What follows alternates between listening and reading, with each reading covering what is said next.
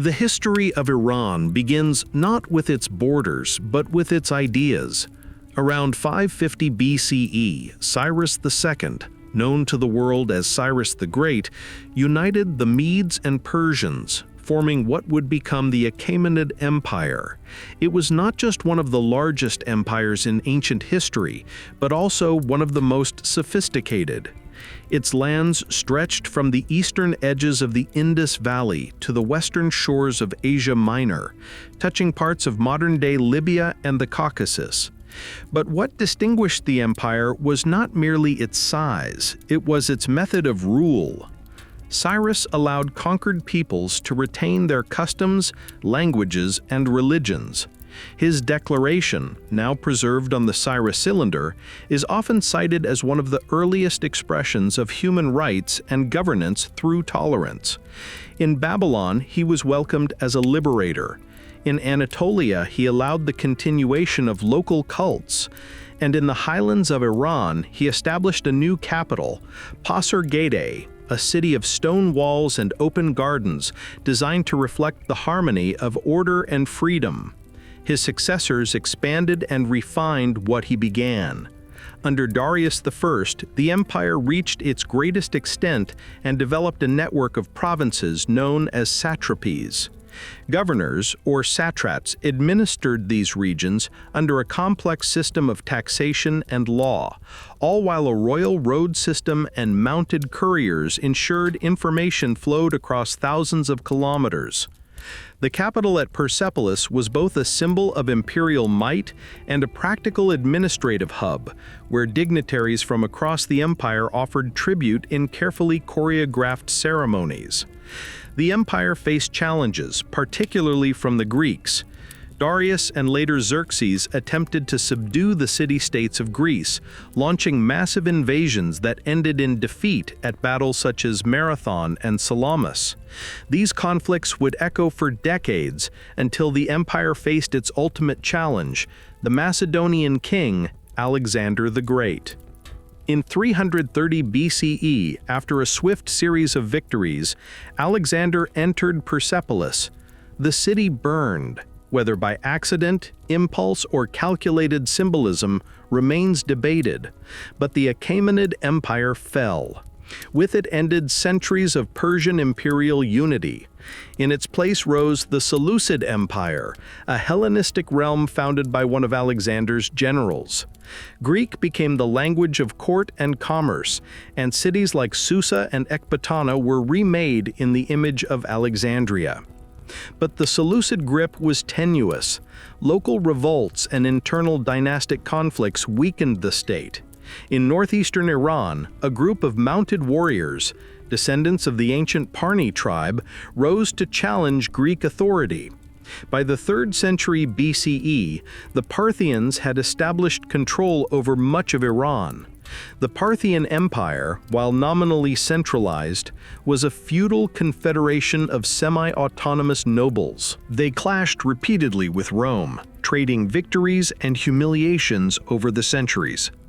The Parthians famously defeated the Roman general Crassus at the Battle of Carrhae, killing him and parading his head through their cities. Their cataphract cavalry, armored from head to hoof, became legendary, but their loose confederation proved fragile in times of internal division. By 224 CE, the Parthians were overthrown by a new force from the southwestern province of Persis. Ardashir I, a local ruler, declared himself the Shahanshah, King of Kings, and founded the Sasanian Empire. This marked the beginning of a new chapter in Persian history. The Sasanians emphasized centralized power, formalized Zoroastrianism as the state religion, and built monumental architecture reflecting imperial grandeur. Under the Sasanian rulers, Iran reasserted its cultural and political dominance in the region. Cities like Ctesiphon and Nishapur became centers of learning and administration.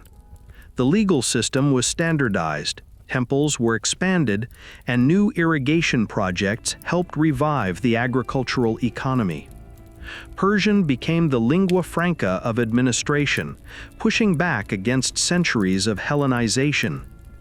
But the Sasanian Empire also found itself in constant war with the Roman and later Byzantine empires. These wars drained resources, destabilized borders, and weakened the imperial center. In the early 7th century, the empire expanded westward under Khosrow II, even capturing Jerusalem in 614 CE. But a decade later, internal strife and a series of rapid successions left the empire vulnerable.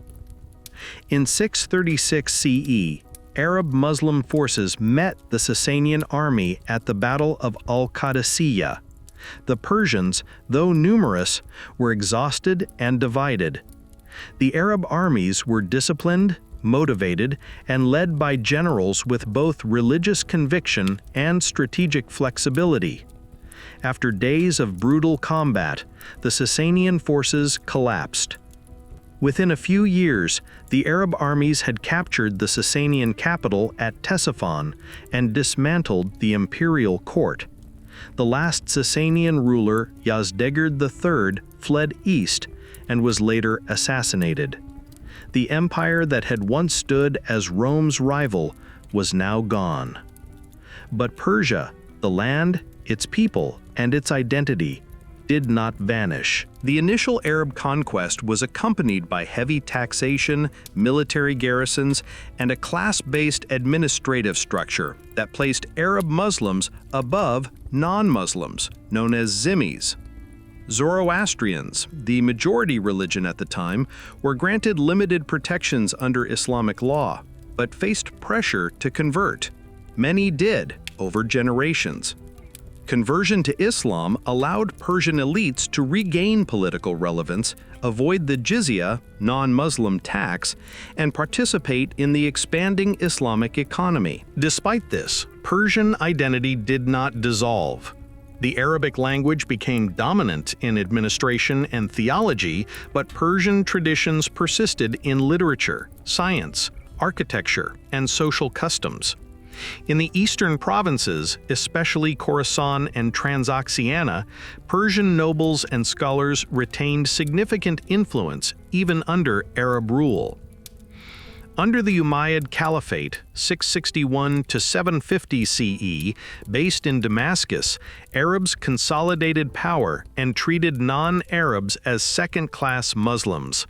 This policy created resentment among the Persian population.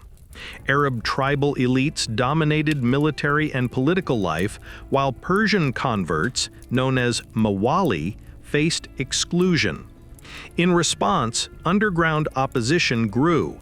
The Abbasid movement, which claimed descent from the Prophet Muhammad's uncle, Al-Abbas, found strong support in the Iranian East, particularly in Khorasan, where dissatisfaction with Umayyad rule was widespread. In 750 CE, the Abbasid revolution succeeded. With the backing of Persian military commanders and administrators, the Abbasids overthrew the Umayyads and established a new caliphate. The Abbasids moved their capital to Baghdad, close to the Persian heartland, and relied heavily on Iranian support to govern. Persian influence in the court, administration, and cultural life increased dramatically. It was during this period, particularly from the 8th to the 10th century, that Iran became central to the Islamic Golden Age. Persian scholars, poets, and scientists emerged as some of the most prominent figures in the Islamic world. The Barmakid family of Balkh, originally Buddhist converts to Islam, became the most powerful viziers of the early Abbasid caliphs. They oversaw education, scientific patronage, and state finances, and modeled their bureaucracy on pre-Islamic Persian administration. One of the most influential scholars of the age was Muhammad ibn Musa al-Khwarizmi, a mathematician and astronomer whose works introduced algebra and algorithms to the Islamic world and later to Europe. The polymath Rozzi Raises was a pioneer in medicine and chemistry, writing detailed texts on diseases, treatments, and surgical procedures that were used for centuries. Avicenna ibn Sina from Bukhara authored the Canon of Medicine, a foundational text in both Islamic and European medical training. His philosophical works fused Aristotelian thought with Islamic theology, shaping intellectual discourse for generations. Persian literature also experienced a revival under the Abbasids. The use of New Persian, written in the Arabic script but rooted in pre-Islamic Iranian languages, began to flourish. The first great epic in Persian, the Shahnameh, by Ferdowsi, was completed in the early 11th century.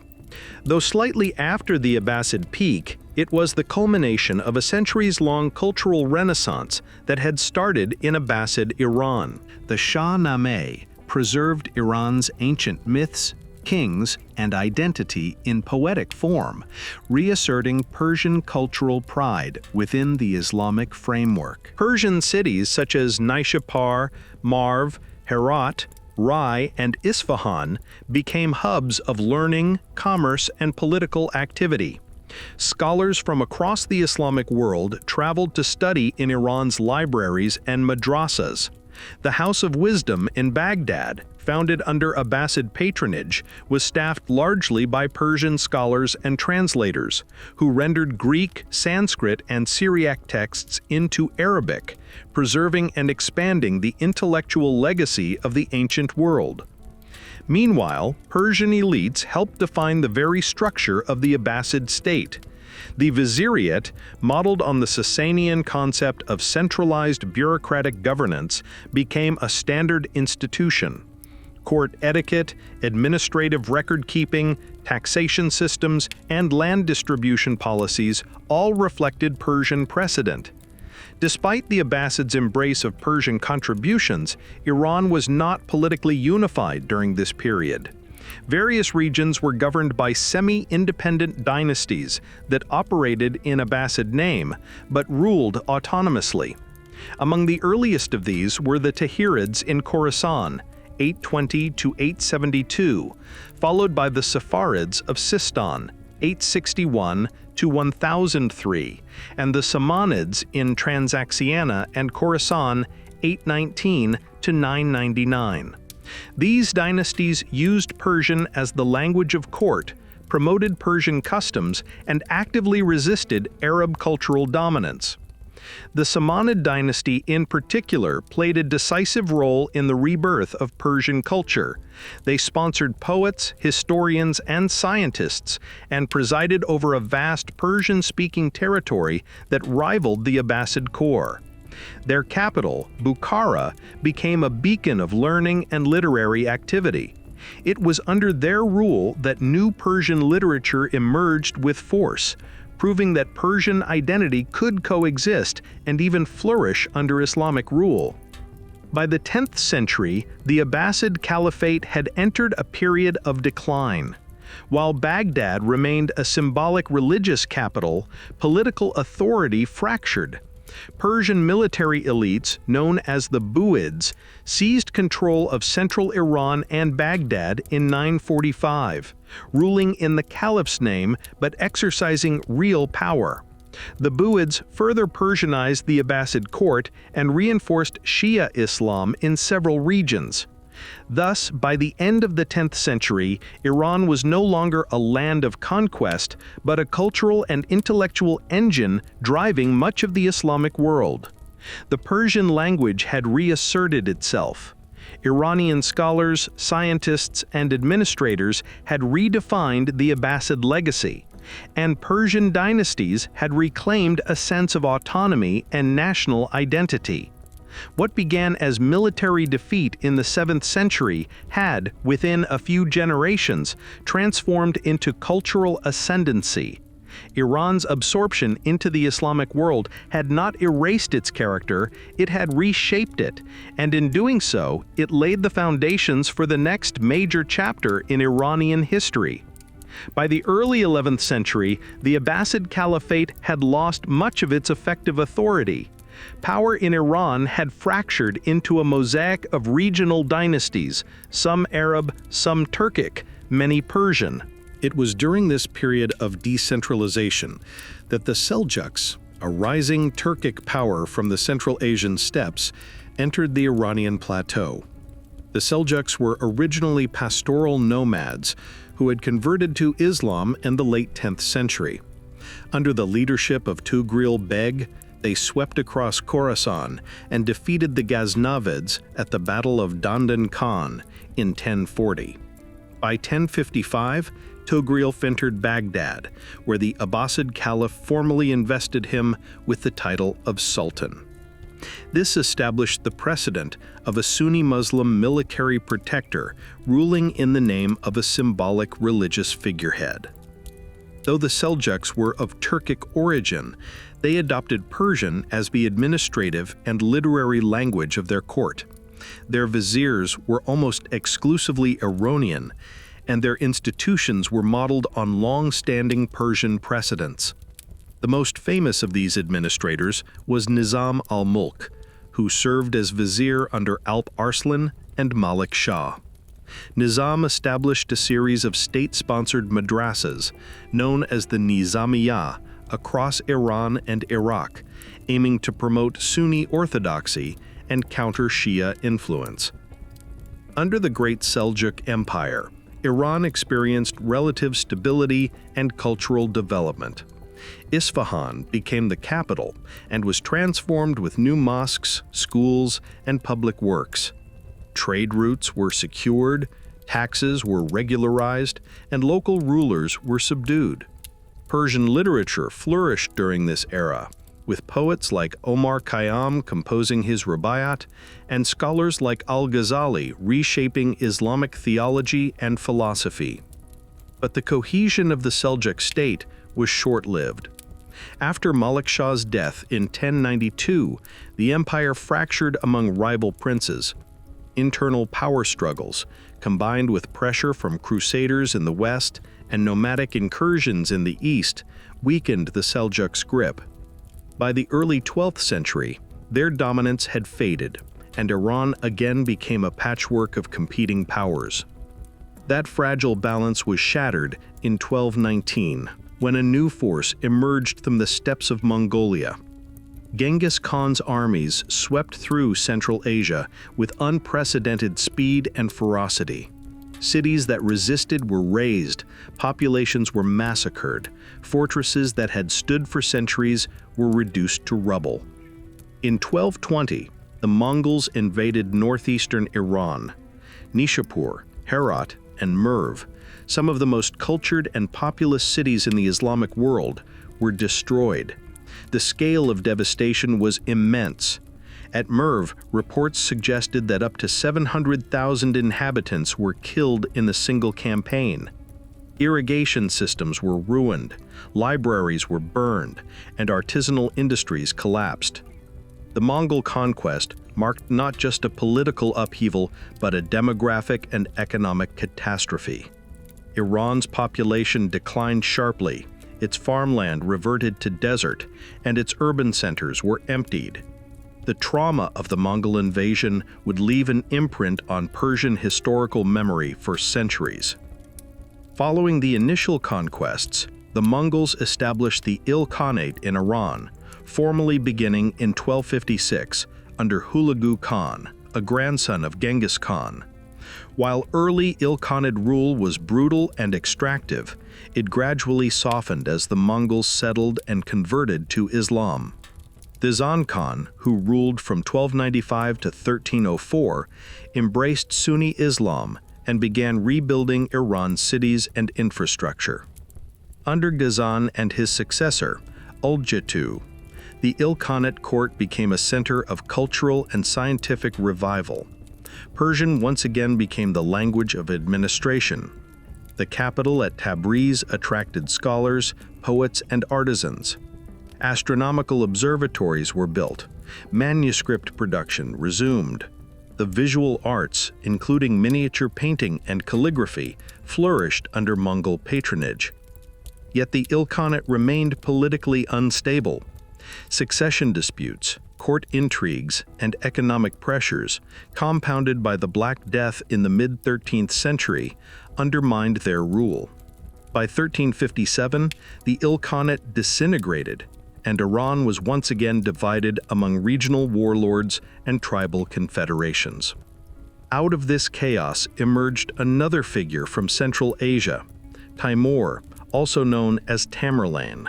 Though he claimed descent from Genghis Khan, Timur was not a Mongol but a Turkic warlord who combined brutal military campaigns with grand artistic ambition. He invaded Iran in the 1380s and 1390s, leaving a trail of destruction in cities like Isfahan and Baghdad. In Isfahan alone, tens of thousands were reported killed after a revolt.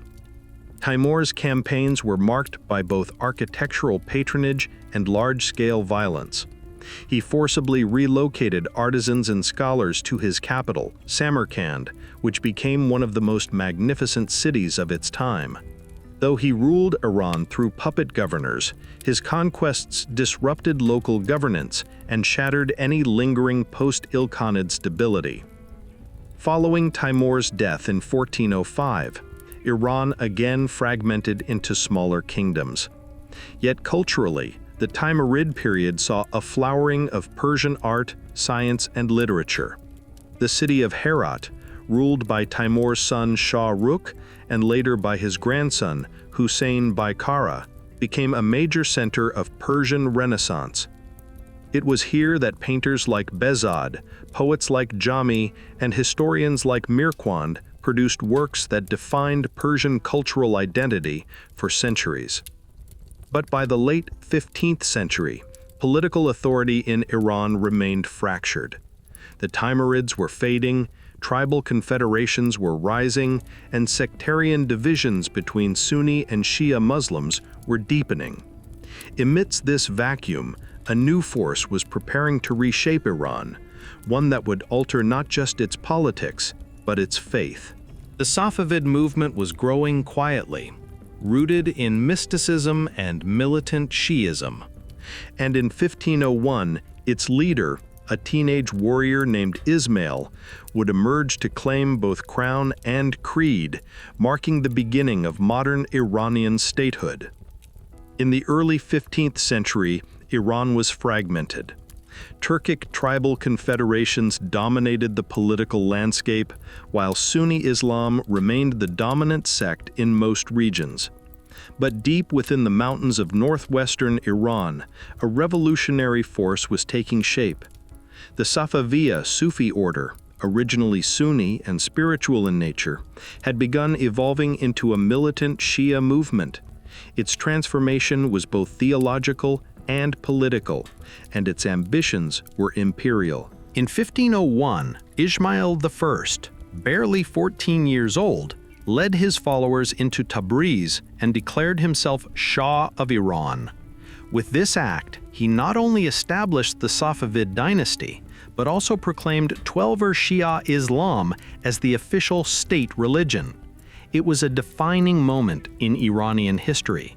For the first time since the fall of the Sasanian Empire, Iran was reunified under a centralized native dynasty, and it would now follow a sect of Islam distinct from the Sunni orthodoxy that dominated the Islamic world. The consequences were immediate and far-reaching. Most of the population in Iran at the time was Sunni. In order to solidify his rule, Ismail embarked on a forced conversion campaign. Shia clerics were imported from southern Lebanon, Bahrain, and Iraq to educate the population, while Sunni mosques, schools, and institutions were either closed, repurposed, or destroyed. Sunni resistance was met with violence. In some regions, entire communities were punished or exiled for refusing to adopt the new doctrine. The process was not overnight, it took generations, but by the mid-17th century, Shi'ism had become deeply embedded in Iran's national and religious identity. This transformation immediately placed Iran at odds with its Sunni neighbors, particularly the powerful Ottoman Empire, which viewed Safavid Shi'ism as heretical. The two empires clashed repeatedly throughout the 16th century. The Battle of Chaldiran in 1514 was a devastating defeat for Ismail I, whose cavalry-based army was no match for the Ottomans' disciplined infantry and artillery. The loss shattered the myth of Ismail's divine invincibility and forced the Safavids to adopt modern military reforms. Despite military setbacks, the Safavids maintained political control and ideological momentum. Ismail was succeeded by a series of rulers who gradually centralized the state, expanded its institutions, and consolidated clerical power.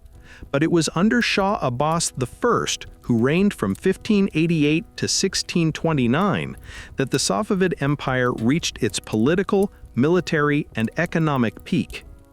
Shah Abbas moved the capital to Isfahan, transforming it into one of the most magnificent cities in the Islamic world. He oversaw the construction of mosques, bridges, gardens, and bazaars that symbolized the empire's cultural confidence. The famous Naqsh-e-Jahan Square, with its royal mosque and expansive design, was both a religious and political statement, a display of Shia power, Persian identity, and Safavid legitimacy. To strengthen the military, Abbas reformed the army by recruiting thousands of ghulams, slave soldiers of Georgian, Armenian, and Circassian origin, who were loyal to the crown rather than tribal leaders. By balancing tribal, slave, and mercenary forces, Abbas created a more centralized and disciplined state apparatus. Trade and diplomacy also flourished under Abbas. He reopened the Persian Gulf to maritime commerce, established alliances with European powers such as England and the Dutch Republic, and encouraged silk production as a major export.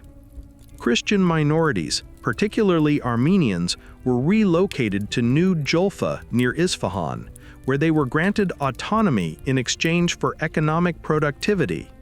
European travelers, diplomats, and merchants visited Safavid Iran in increasing numbers, bringing back reports of a powerful, cultured, and distinctly Persian Shia empire. Despite these achievements, the Safavid state was not without internal weaknesses. Its bureaucracy, though Persianized and sophisticated, remained dependent on the monarchy. Succession struggles, corruption, and religious conservatism became increasingly problematic after the death of Shah Abbas. Later rulers lacked his vision and administrative skill, and the central government began to erode. The rigid enforcement of Shia orthodoxy also stifled intellectual diversity. Unlike the earlier centuries of Islamic Iran, where philosophy, science, and debate flourished, the Safavid period saw a narrowing of acceptable discourse. Clerical power increased, and religious conformity became more important than scholarly exploration. By the early 18th century, Iran was in decline. Economic hardship, heavy taxation, tribal unrest, and military stagnation weakened the state. In 1722, Afghan forces under Mahmud Hotak invaded and captured Isfahan, effectively ending Safavid rule. The capital was sacked, thousands were killed, and the dynasty collapsed in disgrace. Though the Safavids would briefly be restored by loyalist forces, the era of centralized Safavid dominance was over. But their legacy endured. They had permanently reshaped Iran's religious landscape, transformed its institutions, and drawn a bold dividing line between Iran and its Sunni neighbors. Iran was no longer simply one Muslim state among many. It had become something different, a Shia nation, a Persian power, and a singular actor in the Islamic world. The fall of Isfahan in 1722 ended more than just a dynasty. It plunged Iran into a near-total breakdown of state authority. The Afghan Hotak regime that seized power was short-lived and unpopular, seen as foreign occupiers by much of the population. With no legitimate Safavid heir able to rally the country, Iran fractured into competing regions and rival factions. Tribal confederations, local warlords, and remnants of the Safavid military all sought control. Into this vacuum stepped a ruthless and brilliant general, Nader Qoli Beg, later known as Nader Shah. Born to a modest tribal family in northeastern Iran, Nader quickly rose through the ranks by demonstrating unmatched military skill and political cunning. By 1729, he had driven the Afghans out of Isfahan and restored a Safavid prince to the throne as a puppet monarch. But Nader had no intention of serving in the shadows. In 1736, he declared himself Shah, founding the short-lived Afsharid dynasty. Nader Shah's reign, 1736–47, was defined by relentless military campaigns and a quest to restore Iran's glory as a regional empire. He reorganized the military, incorporated artillery and modern tactics, and launched ambitious invasions on multiple fronts. His most famous achievement came in 1739 when he invaded the Mughal Empire in India, captured Delhi, and returned to Iran with immense plunder, including the legendary Peacock Throne and the Koh-i-Noor diamond. These spoils temporarily enriched the Iranian treasury and burnished Nader's image as a conqueror on par with Cyrus and Alexander. Nader also campaigned against the Ottomans, Uzbeks, and various tribes along Iran's frontiers. At its height, his empire stretched from the Caucasus to the Indus River. But these successes came at a steep cost. His constant wars drained resources and manpower, and his increasing paranoia led to widespread purges, executions, and repression. Once admired, Nader grew feared and eventually despised. In 1747, he was assassinated by his own officers. His death triggered a rapid collapse of Afsharid authority. Iran again descended into fragmentation. Successor states emerged in various regions: Khorasan, Fars, Azerbaijan, each ruled by local dynasts or tribal khans. The Zand dynasty, led by Karim Khan Zand, briefly unified much of southern and central Iran in the latter half of the 18th century. Karim Khan ruled from Shiraz and is remembered as a relatively just and pragmatic leader, but his power never extended over the entire country. After his death in 1779, civil war resumed. Amid the chaos, a Turkic tribal leader named Aga Muhammad Khan of the Qajar tribe rose to prominence. Ruthless and coldly strategic, he defeated rival claimants and reasserted control over Iran by 1794. The following year, he declared himself Shah and established the Qajar dynasty, ruling from the new capital of Tehran. The Qajar era, 1794 to 1925, was marked by internal stagnation and increasing foreign interference. Aga Muhammad Khan's brutal consolidation of power, including the sack of Tbilisi and mass killings in Georgia, helped re-establish central authority, but left deep scars. He was assassinated in 1797, and his successors struggled to maintain order and sovereignty in a rapidly changing world. During the 19th century, Iran found itself caught between two expanding empires: Russia to the north and Britain to the south and east. The Kajal Shahs, lacking a professional army and modern institutions, were unable to resist effectively. A series of disastrous wars with the Russian Empire led to the loss of vast territories in the Caucasus, including modern-day Georgia, Armenia, and Azerbaijan through the Treaty of Gulistan, 1813, and the Treaty of Turkmenchai, 1828. These defeats were accompanied by humiliating concessions to foreign powers. Britain and Russia secured economic privileges, trade monopolies, and political leverage through unequal treaties. In many cases, they directly influenced internal Iranian policy. The Qajar state became increasingly reliant on foreign loans, which were often used to finance royal extravagance rather than development. Internally, Iran faced mounting unrest. Heavy taxation, government corruption, and the lack of meaningful reforms fueled public dissatisfaction. Religious clerics, merchants, tribal leaders, and emerging intellectuals began to demand change. The most significant response came with the Constitutional Revolution of 1905 to 1911, a watershed moment in Iranian political history. Mass protests in Tehran, sparked by economic grievances and a brutal crackdown on merchants, evolved into a nationwide movement. Protesters demanded a constitution and an elected parliament, the Majlis, to limit royal authority and modernize governance. In 1906, under immense pressure, Muzaffar al-Din Shah signed the constitution, creating Iran's first attempt at representative government. But the revolution was incomplete. Royalist forces, backed by foreign powers, undermined the Majlis. By 1911, the constitutionalists had been defeated militarily, and the Qajar monarchy reasserted control. The country remained politically unstable, economically dependent, and militarily weak. World War I brought further turmoil. Though Iran declared neutrality, it was occupied by British, Russian, and Ottoman forces, each using Iranian territory to advance their strategic aims. Famine, inflation, and disease followed. By the war's end, Iran's sovereignty was nominal at best, and its economy was in ruins.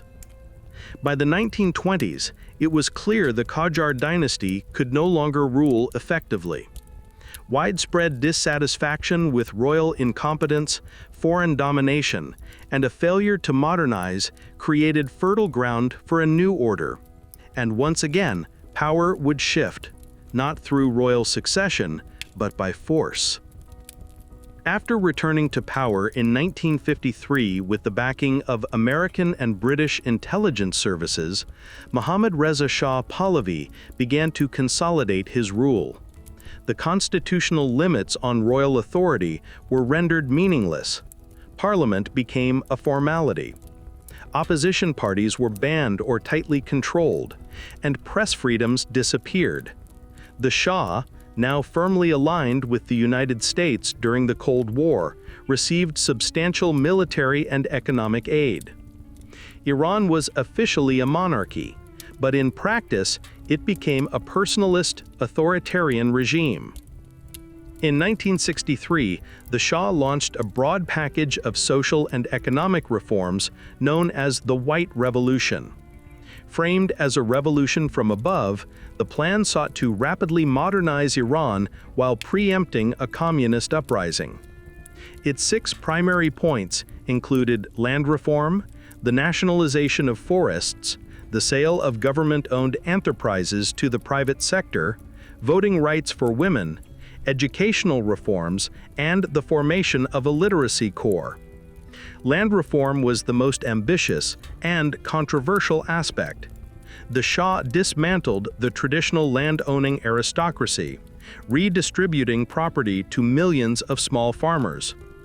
In practice, however, many rural families received plots too small to sustain themselves. Landlords were often compensated in state shares or commercial privileges, reinforcing inequality in new forms. Agricultural productivity declined, and rural-urban migration surged. While some segments of society, especially the urban middle class and business elites, benefited from modernization, many others felt alienated. The reforms were implemented from the top down, without meaningful consultation or accountability. Religious leaders, in particular, opposed the Shah's efforts to marginalize Islam from public life and to secularize education and the legal system.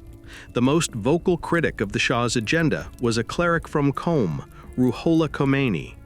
In 1963, Khomeini publicly denounced the White Revolution, calling it a betrayal of Islam and an opening to foreign domination. He condemned the Shah as a puppet of the West and warned against the erosion of religious values. That same year, mass protests broke out in several cities, led by seminarians and bazaar merchants. The regime responded with force. Hundreds were killed or arrested. Khomeini was arrested, briefly imprisoned, and then exiled, first to Turkey, then to Najaf, Iraq. From exile, he continued to issue statements, sermons, and religious rulings that circulated covertly inside Iran. Over the next decade, the Shah's modernization campaign intensified. With rising oil revenues, especially after the 1973 oil price boom, Iran experienced rapid industrialization and urban expansion. Tehran became a city of highways, skyscrapers, and foreign investment. The country's military was among the most heavily funded in the region, with billions spent on American fighter jets, tanks, and advanced weaponry. But the development was uneven. Inflation soared, income inequality widened, corruption flourished. Traditional social structures were disrupted, while political expression was tightly suppressed. The Shah's secret police, Savak, created with U.S. and Israeli assistance, developed a reputation for surveillance, censorship, and torture. Universities were closely monitored. Political prisoners were held without trial. The climate of fear deepened, especially among students, intellectuals, and religious dissidents. Meanwhile, Khomeini's influence grew. His messages, recorded on cassette tapes and smuggled into Iran, spread through mosques, bazaars, and private gatherings. His rhetoric combined religious authenticity with sharp critiques of imperialism and monarchy. He united a broad spectrum of opposition groups: traditional clerics, leftist students, bazaris, and disillusioned technocrats. By the late 1970s, dissatisfaction had become widespread. A declining economy, forced westernization, and the Shah's autocratic style fueled unrest. In January 1958, a government newspaper published an article attacking Khomeini, calling him a British agent and sexual deviant. The piece sparked mass demonstrations in Qom. Security forces opened fire on protesters, killing several and triggering a chain reaction. According to Shia mourning tradition, commemorations are held 40 days after a death. On each 40th day anniversary, new protests broke out in different cities: Tabriz, Yazd, Mashhad, Tehran. The cycle of mourning and resistance expanded. By September 1978, protests reached a national scale. Millions filled the streets. Strikes crippled the economy. Oil production stalled. Banks and government buildings were set on fire. The Shah imposed martial law. On September 8th, now known as Black Friday, troops opened fire on demonstrators in Tehran's Jaleh Square. Dozens were killed. The massacre marked a point of no return. Public opinion turned decisively against the Shah. The army began to fracture. Some units refused orders to shoot. Soldiers defected to join protesters. The United States, long the Shah's strongest ally, began to lose confidence in his ability to control the situation.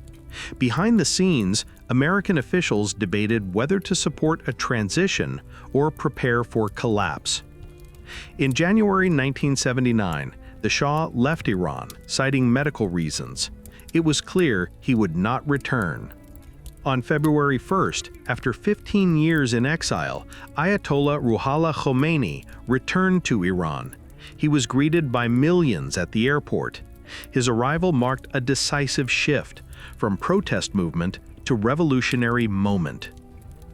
Within days, the royal regime collapsed. Army units declared neutrality. Revolutionary committees took over police stations, radio stations, and ministries.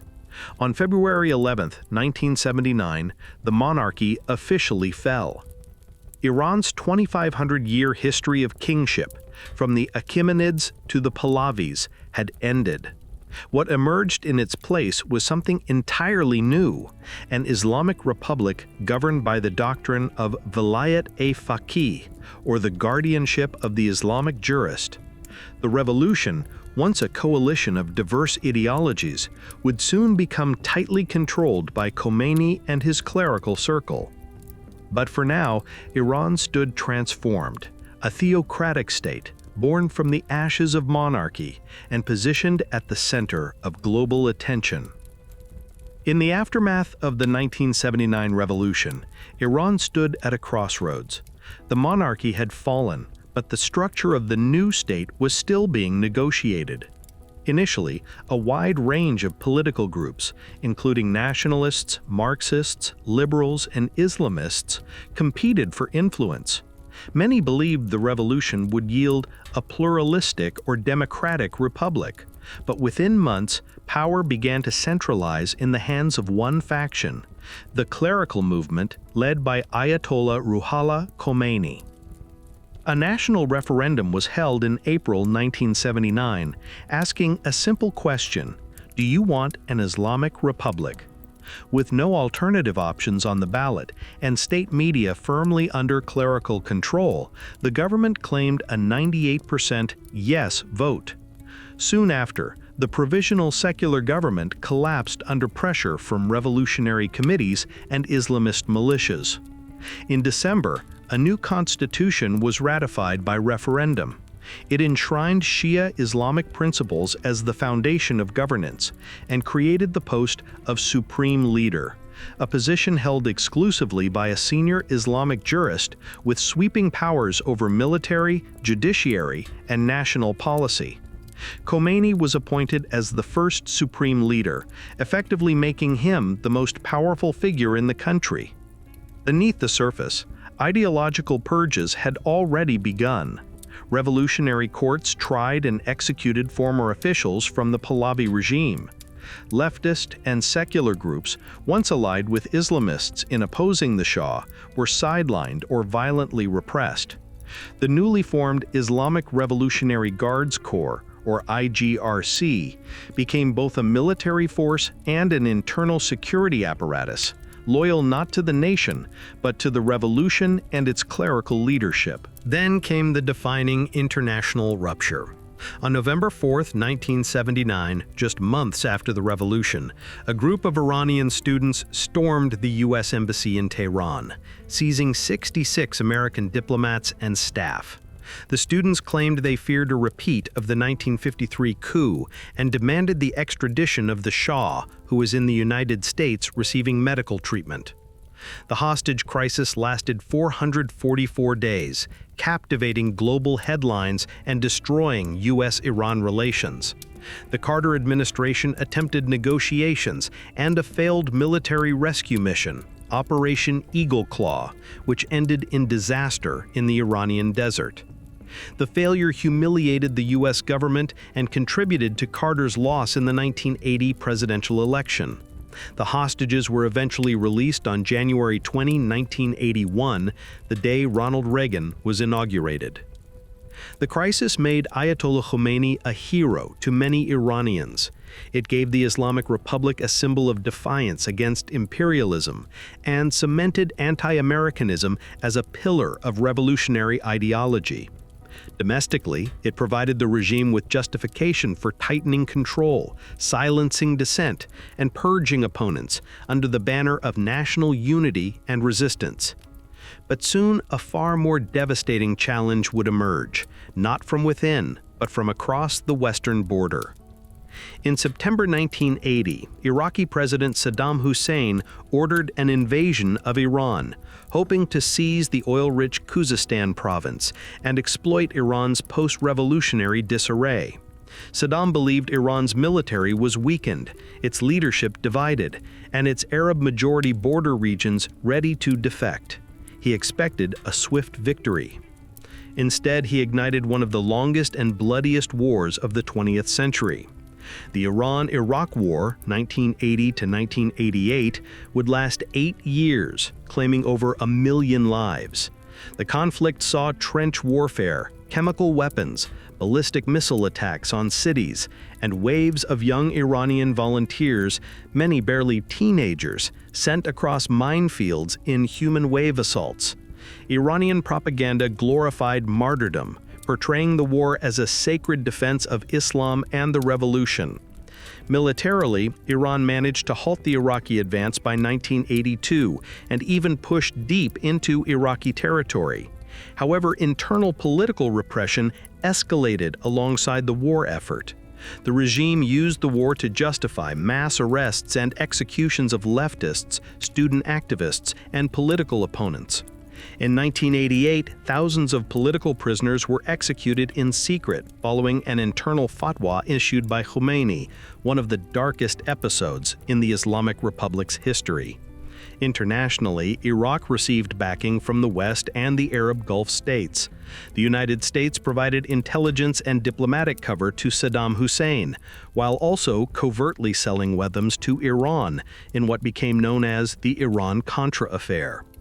Meanwhile, Saddam used chemical weapons with impunity against Iranian soldiers and even his own Kurdish civilians. Iran was isolated, sanctioned, and economically devastated, yet it refused to back down. For Khomeini, the war was not just territorial, it was ideological. He declared he would fight to the last house in Tehran if necessary. By 1988, however, Iran's position had deteriorated. Exhaustion, economic collapse, and declining morale forced the regime to accept a UN-brokered ceasefire.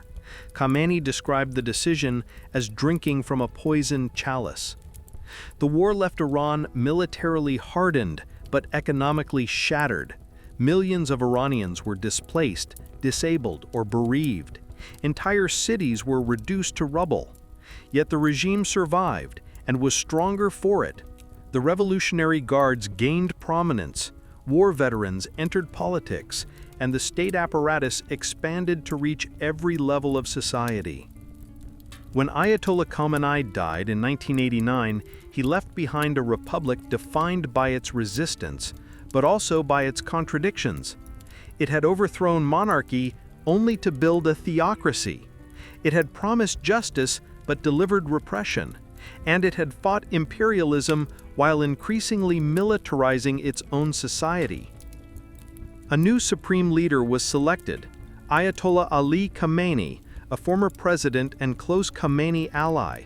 Though not a senior jurist at the time, he was elevated to the position through constitutional amendment and clerical consensus.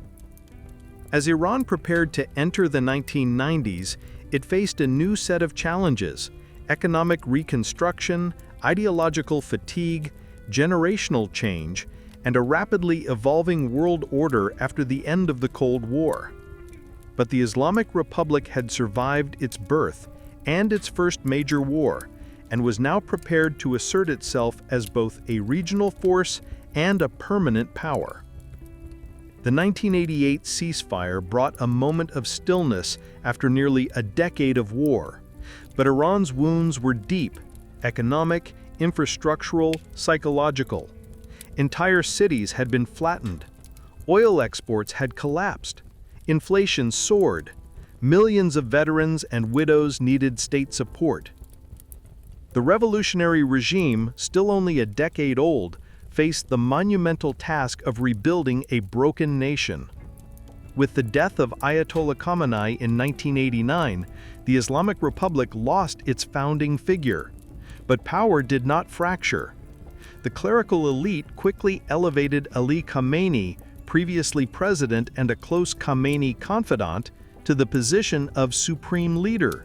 Though lacking Khomeini's religious credentials, Khamenei would quietly consolidate power over the next 3 decades, becoming the dominant force in Iranian politics.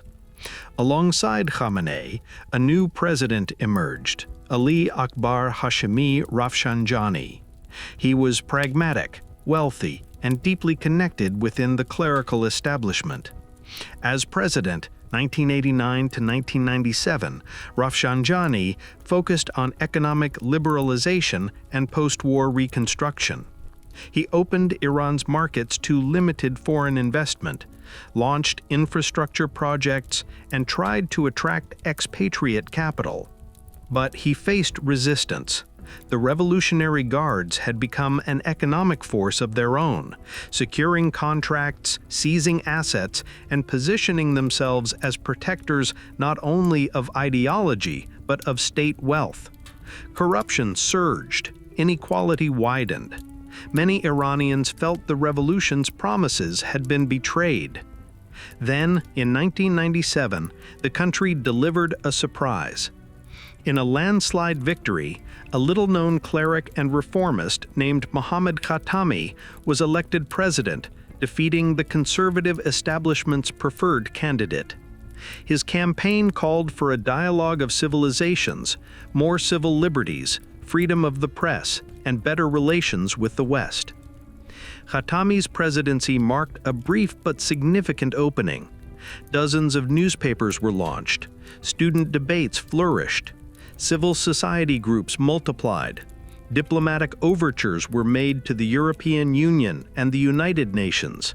Young people, especially, embraced the possibility of a more open Iran. But change was slow and heavily contested. Khatami's power was constrained by unelected institutions still controlled by hardliners: the Supreme Leader, the Guardian Council, the Judiciary, and the Revolutionary Guards. Reformist newspapers were shut down, dissidents were harassed, arrested, or killed. One of the most notorious moments came in 1999, when peaceful student protests at Tehran University were met with violent crackdowns. Dormitories were raided, dozens were arrested. Despite these challenges, Khatami was re-elected in 2001 with another strong mandate. But by the end of his second term, disillusionment had set in. Many Iranians felt that reform from within had failed. Hardliners, sensing the shift, regrouped. In 2005, a new figure rose to power: Mahmoud Ahmadinejad, a hardline former mayor of Tehran.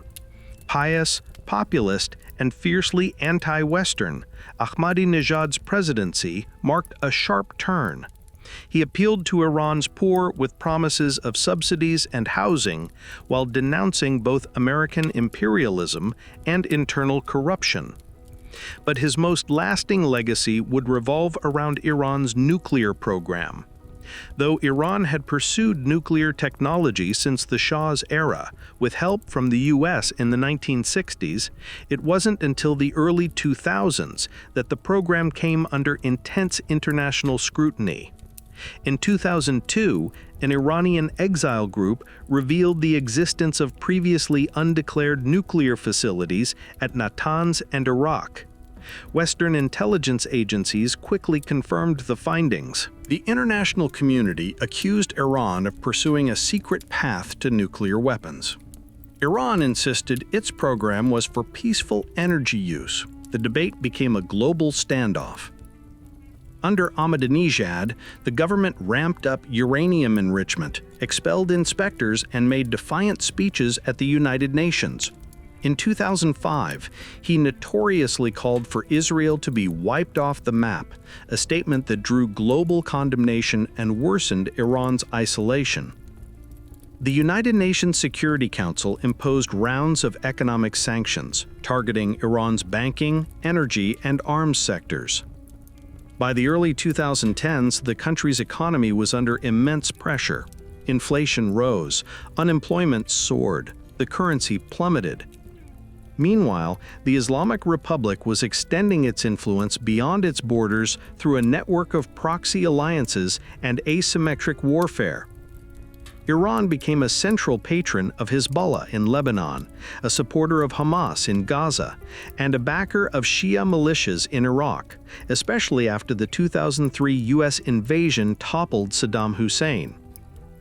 When civil war erupted in Syria in 2011, Iran intervened decisively to protect Bashar al-Assad, sending IRGC advisors, money, and eventually militias. In Yemen, Iran supported the Houthi rebels against the Saudi-backed government. These entanglements were costly, but effective. Iran became a key player in every major conflict zone across the region. At home, the costs of foreign adventures and international sanctions deepened public resentment. Then, in 2009, the regime faced its most serious internal challenge since the revolution. Ahmadinejad was declared the winner of the presidential election in a landslide, but many believed the vote was rigged. Millions poured into the streets, chanting, "Where is my vote?" It became known as the Green Movement, a protest not just against electoral fraud, but against authoritarianism itself. The state responded with brutality. Protesters were beaten, arrested, and tortured. Dozens were killed. Opposition leaders were placed under house arrest, where they remain to this day. Though the movement was eventually crushed, the memory of those protests lingered.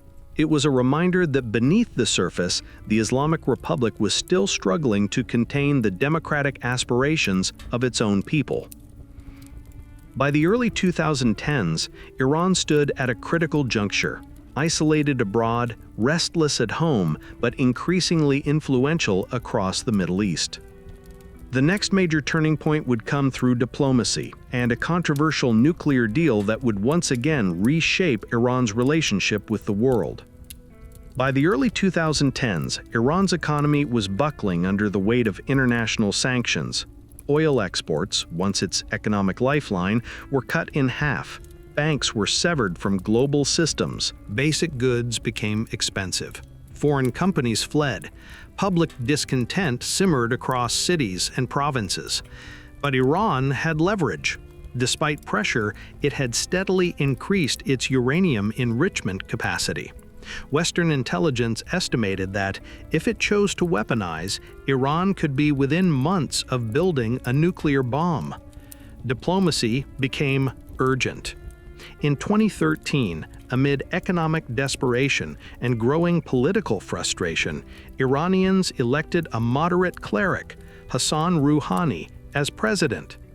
He campaigned on a promise to improve international relations, end sanctions, and restore dignity to Iran's place in the world. Behind the scenes, secret talks with the United States had already begun in Oman. Those back-channel negotiations led to a major breakthrough. In July 2015, Iran signed the Joint Comprehensive Plan of Action, JCPOA, with 6 world powers: China, France, Germany, Russia, the UK, and the US. Under the deal, Iran agreed to limit its uranium enrichment, reduce its centrifuges, convert nuclear sites for civilian use, and allow comprehensive inspections by the International Atomic Energy Agency, IAEA. In exchange, crippling economic sanctions were lifted. The agreement was historic and polarizing. Supporters hailed it as a triumph of diplomacy, averting war and opening Iran to the global economy. Critics, especially in Israel and among American conservatives, argued it delayed but did not prevent Iran's nuclear ambitions. Inside Iran, the public response was mixed. Some celebrated the return of foreign investment and the hope of economic recovery. Others, especially hardliners, saw the deal as a betrayal of revolutionary ideals and a sign of capitulation to the West. But the fragile détente didn't last. In 2018, U.S. President Donald Trump unilaterally withdrew from the JCPOA, calling it the worst deal ever. The move stunned allies and infuriated Iran. The Trump administration reimposed sweeping sanctions under a policy of maximum pressure targeting Iran's oil, banking, and shipping sectors. Iran's economy collapsed again. Inflation soared above 40%, the rial plunged, youth unemployment became endemic. Iran responded by gradually resuming uranium enrichment beyond JCPOA limits. Tensions escalated. In 2019, Iranian forces downed a U.S. drone. Oil tankers were mysteriously attacked in the Strait of Hormuz. Washington blamed Tehran. The region inched closer to conflict. At the center of Iran's regional strategy stood one man, Qasem Soleimani, commander of the Quds Force, the elite foreign operations wing of the IRGC. To many Iranians, he was a national hero, a strategist who had pushed back ISIS, built alliances, and safeguarded Iran's interests. To the West, he was the architect of chaos, the man arming militias, directing proxy wars, and fueling instability from Beirut to Baghdad. On January 3, 2020, Soleimani was killed in a U.S. drone strike ordered by President Trump, just outside Baghdad International Airport. The assassination shocked the world. Massive crowds flooded Iranian streets for his funeral. Ayatollah Khamenei vowed revenge. 5 days later, Iran launched missiles at U.S. military bases in Iraq. There were no fatalities, but over 100 American troops were diagnosed with traumatic brain injuries. That same night, amid heightened alert, Iranian forces mistakenly shot down Ukrainian International Airlines Flight 752, killing all 176 civilians on board. The tragedy sparked outrage and anti-government protests inside Iran.